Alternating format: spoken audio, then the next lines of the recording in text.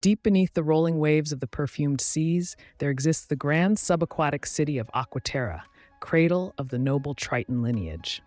Daggers of sunlight pierce the aquamarine depths, illuminating the coral towers of this ancient stronghold where Sapphire Coralshine, a Triton cleric of the life domain, began their journey.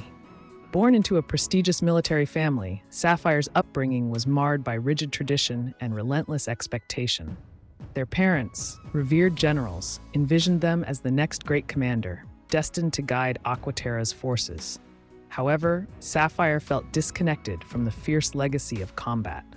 Possessing a natural affinity for the healing arts, Sapphire inevitably found solace within the kingdom's sacred temples, where they chanted hymns to Thassa, the sea goddess, and tended the wounds of weary soldiers returned from skirmishes with Sahuagin raiders. Fate's tide shifted when Sapphire stumbled upon a wounded dragon turtle, ancient and fearsome, yet noble. Offering it healing and sanctuary, they earned the creature's gratitude and a remarkable gift: the ability to speak Draconic, a language seldom understood by Tritons. This encounter opened their mind to a broader vision of strength, one that melded power with compassion.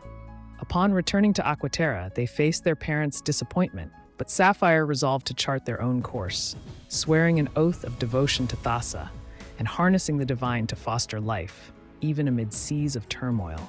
Compelled to bridge the chasms of prejudice between land and sea, Sapphire ventured ashore to connect with surface dwellers, navigating their unfamiliar customs and landscapes. They enlisted in terrestrial campaigns, serving as a battlefield healer to countless soldiers. Through discipline and ambition, masked by charm, they leveraged their military knowledge and divine gifts to achieve both respect and influence. Being lawful evil doesn't define them as ruthless.